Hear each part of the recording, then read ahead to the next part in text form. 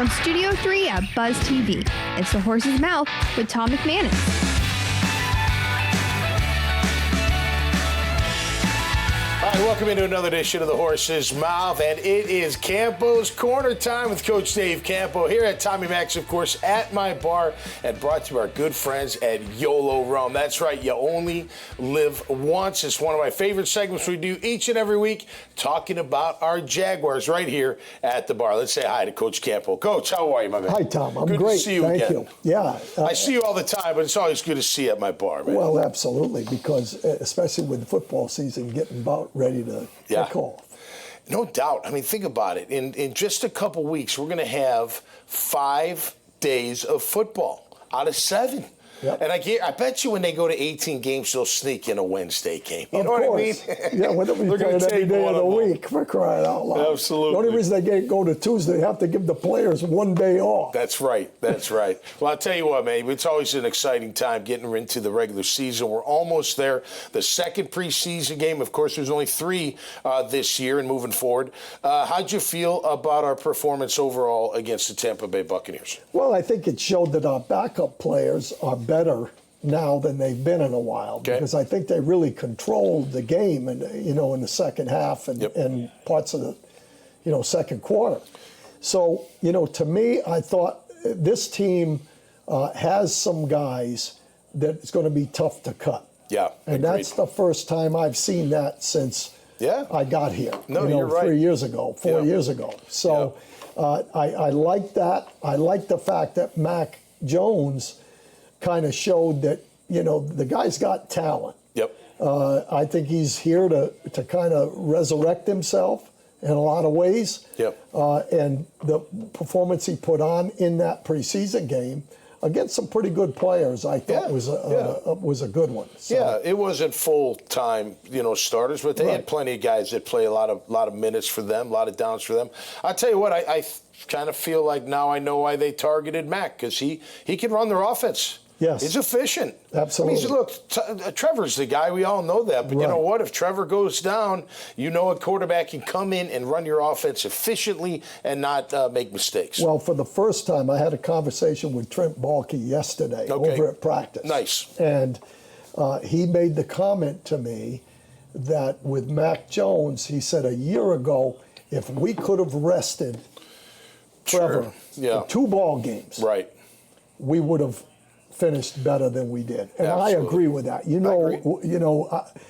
can make excuses about injuries, but injuries were a factor at the end of the year last year, along with some other problems. But, But I really believe that. I believe that if he could have rested and you could have brought in somebody that you could play against a Cincinnati or the Titans or whoever you were playing against, it had a chance to win, I think we'd have been better off. Yeah, I think after the Cincinnati game, I could see that. But Kirk got hurt in that game, too, and I think that was equally as devastating. Oh, no question. And that hurt him last year. No question. Hopefully, you lost the middle of the field. No, absolutely. You had the short middle of the field with Ingram, but you didn't have the down the field against the cover 2s and some of the stuff that you have to And you probably looked at Ridley too many times, right? Because there was no one else, really. Zay was hurt. You had Ingram, who caught a lot of balls, but not a lot down the field. He was kind of your insurance. ETN out of the backfield, not many options. But this year, options. One of them showed up last weekend, and Parker Washington had a good, not only a great touchdown catch, but, man, he's had a good preseason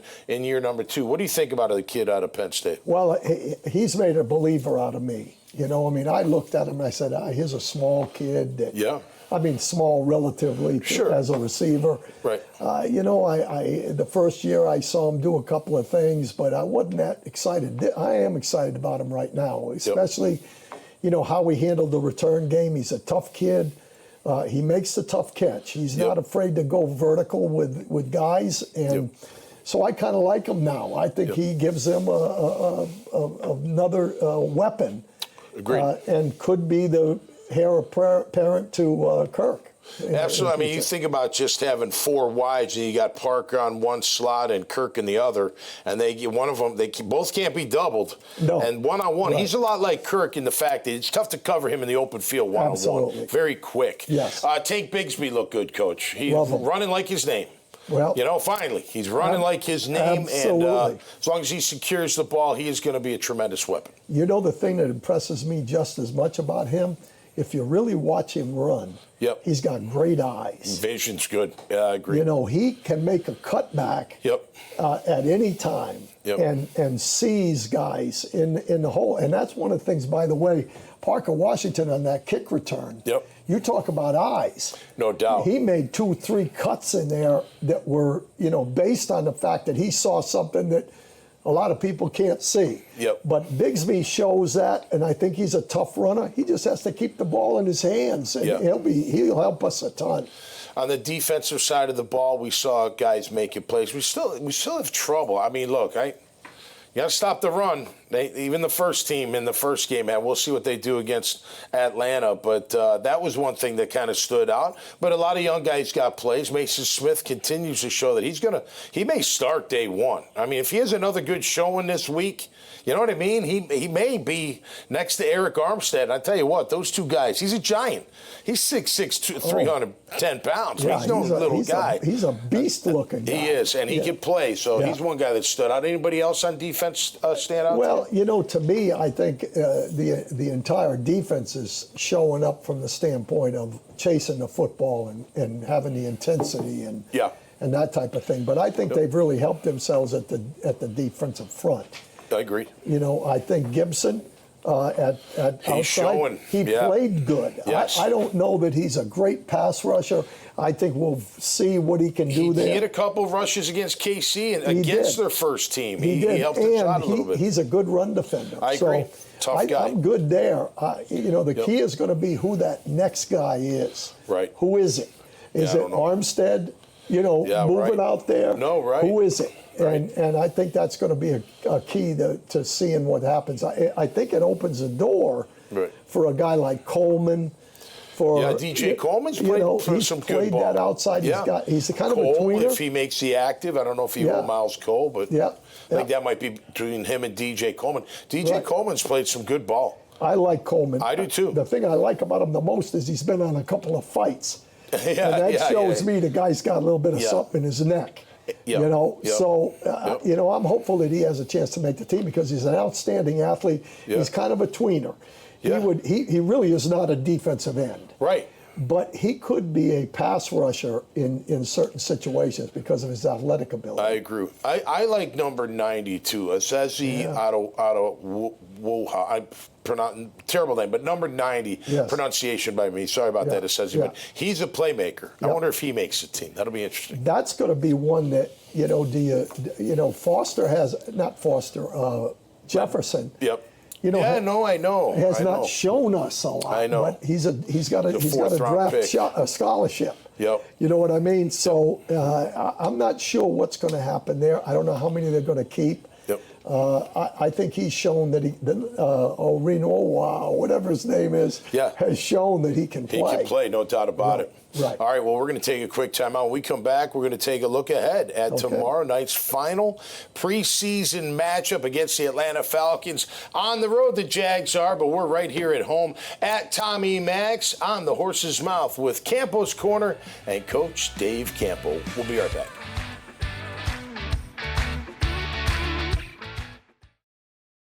Even though we do have two different liquors, it's still one name. It's YOLO Rum, and at the end of the day, it's how you feel. And YOLO Rum, you only live once, and that's more prevalent. That's becoming more prevalent as far as the attitude and the mindset with how people live their lives. And it's not about how it used to be as far as people doing dumb stuff out here. It's more of their understanding the value of their life. And if we can bring that presence of the meaning behind life and what it means to fulfill whatever you need to fulfill in your life that makes you feel enjoyable about what you're doing, that's what YOLO will bring out as well.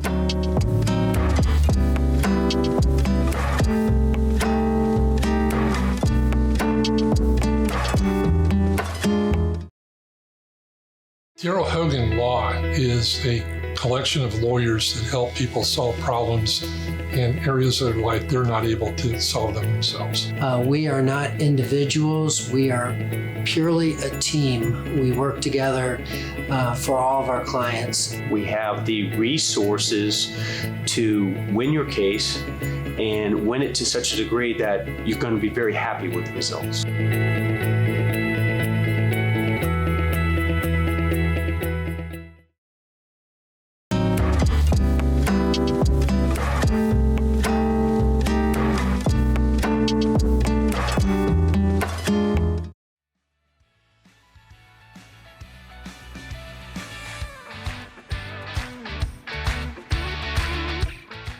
All right, welcome back to Campo's Corner with Coach Dave Campo here on the Horse's Mouth, of course, at Tommy Max, and brought to our good friends at YOLO Rum. All right, Coach, the starters are going to play about the first half, 2 quarters against Atlanta. How do you feel about that philosophy of we don't play our starters in week 2 because we had the practices against the Bucs? We understand that.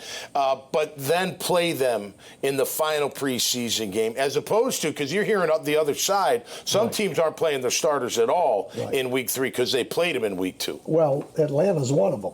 Right. You know, Atlanta's not going to play any of their guys, I don't believe, from what I'm hearing. You know, we'll see what happens. But I think the guys that don't play this week are making a mistake, in my opinion. At least a little bit. I don't know if you need it for a whole half. Right. You need a quarter. You need a few series Absolutely, under your belt. because, and especially since there's extra time now between this game and when they open up. And the regular season, right. You know, because it gives a guy a chance. Now, obviously, if there's a major injury, that can happen in the first game, the second game, the third game, the 10th game, anywhere. Whatever. If that happens, you know, it could have happened in this past game.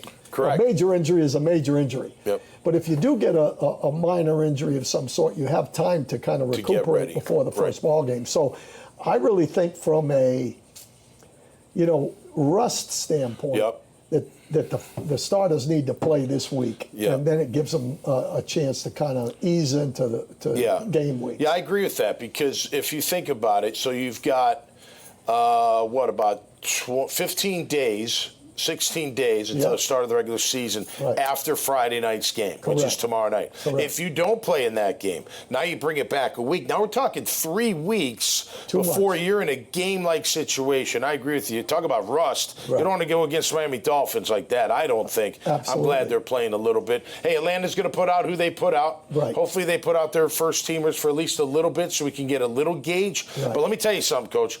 If they put out their second team against our first team offense, we better have 3 scores, for crying out loud. Well, we definitely better do a pretty good job during that period of time. I need to see more. You know what I mean? That's what I need to see more of. I don't want to hear this, that, whatever. They kicked the field goal here or there. I want to see production. I want to see my first team offense led by my quarterback, Trevor Lawrence, going down the field a few times and getting in scoring position and scoring touchdowns. I agree with you 100%. I think a lot of it is in the run game. That's what I want to see on both sides of the ball. Like you said about the defense, they had a couple of pops in there where you know that they didn't hold their gap or whatever.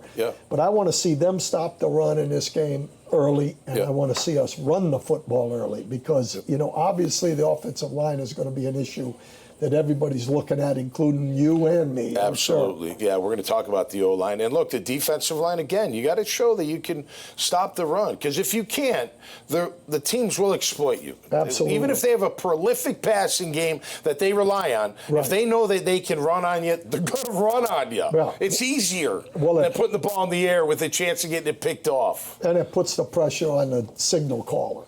Absolutely. You know, the guy that's making the calls on defense, if a team is running the ball, and the reverse is the same.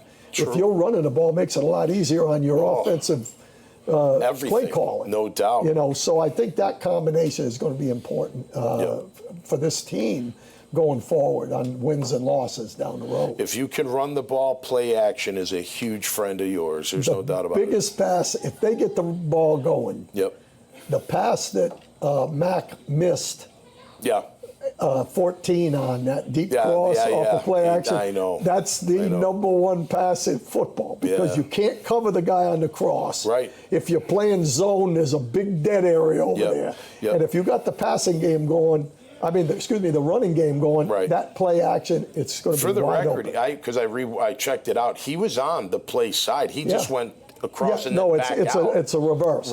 Yeah, we had to defend that. When that came into the league, that was a big coaching point for me in the secondary. Yeah. Because I said, look, if you get an inside breaking crossing route, your position is on his back shoulder. Right. You don't want to run the route for him, because if you do, he's going to stop and go back the other way. Right. That was big because that came out in the middle of my time there, and I had to teach it. I had to teach it defensively to handle it. Man, Elijah Cooks had another chance. They had another pass. That was a great ball by Mack, and you got to make those plays, man, no matter how much potential you have when it's your time to shine. Yeah, it's cutthroat. That's going to hurt him a little bit. It but is. We'll He's got see. this week. He's got this week. They'll use him this week. All right, let's look at the state of the team, Coach. And look, we still got another preseason game to go and a couple weeks before the start against the Miami Dolphins. O-line's our biggest concern. I'm not even going to ask you that. Right. What do you think happens? I mean, you're just going to go out there with the five that we think is going to be the five. You got Cam, you got Ezra, you got Morris, Sheriff, and then Anton, right? Is that what you're thinking? They're going to do that regardless. Yes. That's our five. Right. How do you feel about our starting five? Well, I think it remains to be seen how good we can be. I kind of lean back to 2022. Okay. From the standpoint that those guys were out there basically, not all those guys, but they actually played pretty good in the offensive line. They played really well in 22. I agree. I thought the offensive line coach was a big plus. I agree. I still think the offensive line coach is a big plus. I do too. I don't think it's him. So, to me, I really think that those guys, Trent Baalke, Doug Peterson, the scouting staff, the rest of the, Rauscher and the offensive line coach, they see these guys every day. Right. And for them to make the decision to not really fortify that offensive line in the draft or in free agency other than Morse, because they did bring back Cleveland, so that's a plus. Right.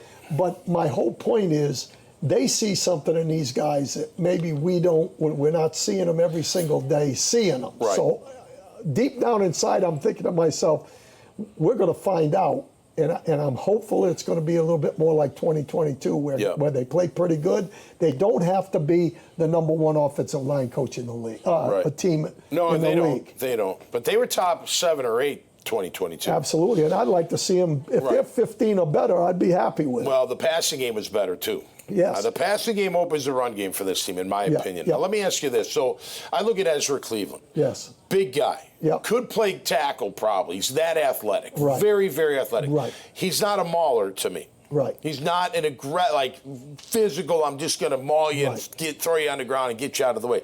But Doug's offense kind of calls for, because of that zone offensive scheme, more like just be athletic and get in their way and hit it at the right time. If the timing's on, it works. Right? And just so you know, I've been saying this on my other podcast, right? So just take this timing. Running play. Ezra bangs the nose with Mitch Morse, goes up to the backer. Right. That back has got to be right on his hip after he releases from the nose, right before he takes on the linebacker, and that's where your gap is. Right? Am I correct? That's where your alley is. Ladies and gentlemen, that's a middle linebacker talking right there. But it's true, right? It is and if true. the timing's on and the back hits it at the right time, it's going to be a successful play. Absolutely, and I think it has. I think both Etienne and Bigsby and Dearness Johnson all have good eyes. And so the ability to hit off those blocks and cut back lanes and all that. Right. Plus, their offense is built a little bit on pulls. Right. Their line pulls a lot. They want to get that defensive line moving sideways so they can make their cuts. Absolutely, and a lot of it is misdirection with the pulls coming back off of his own play one way, pull back the other way, run the ball back that way. So the athletic ability of this line, I don't have a question about. I totally agree. It still comes down to that 3rd down and 1. Yep. All of a sudden, you go from a zone blocking team to a power blocking team, and that's going to be the key to what happens. Well, look, Tampa during the week, we couldn't get a pass off. Right. I mean, that's what I'm worried about. 3rd and 1's one thing. Not getting pushed back into the quarterback. You got to protect Trevor. Absolutely. Okay. So if anything goes down in that interior, I mean, the guys get dinged up or hurt, I mean, where's your confidence that we got? I mean, are you confident in Blake Hance? Are you confident in, I don't know, whoever coming in there. You know what I mean? Like Cooper. I don't think Cooper's ready yet. I think, I thought his hype kind of came. I like him. I like him. He's athletic. He's got the right temperament, but I don't know if he's ready yet. I think Cole Van Lanen can play guard. I mean, everyone's like, he's never played guard. I'm like, most right tackles can play guard. Yeah. Don't you think? Like, at least right guard. Yeah. If need be. He's a little tall. But at the same point, I think he's got power. He's shown some power. He's got power and tenacity and athletic ability. Right. So. And I'm hopefully, again, we don't know who the final, if they're going to keep 9 or 10 or whatever they're going to do. I'm not sure, where he sits. I hope he makes the team, for sure. Listen, pressure is on these guys, and I'll tell you what, and we're wrapping up here. 1995, last preseason game. I know I'm going to play a lot, right? This is our 5th one. I've been a free agent, street free agent, not a rookie free agent, trying to make this team. I'm going to play a lot. My linebacker coach comes up to me at my locker, Steve Zabel. He's like, you better be at your best tonight or you won't be here tomorrow. Right. And I went out and had a pretty good game and ended up making the team. Well, that's what this game is all about for a lot of guys. No doubt, their life. This is what they're playing for. Yeah. So we should get a pretty darn good picture in the game. Absolutely. Coach, always a pleasure. All right, man. Tom. We'll do it next week, okay? Absolutely. All right, Looking each and every forward to week, Campo's Corner with Coach Dave Campo here on the Horse's Mouth, and brought to you by YOLO Rum, where we'll look at the Jags each and every week. Of course, our beloved hometown team. Until next time, stay safe out there and be cool, and we'll see you right here on the Horse's Mouth. Cheers. Darrell Hogan Law is a collection of lawyers that help people solve problems in areas that are like they're not able to solve them themselves. We are not individuals. We are purely a team. We work together for all of our clients. We have the resources to win your case and win it to such a degree that you're going to be very happy with the results.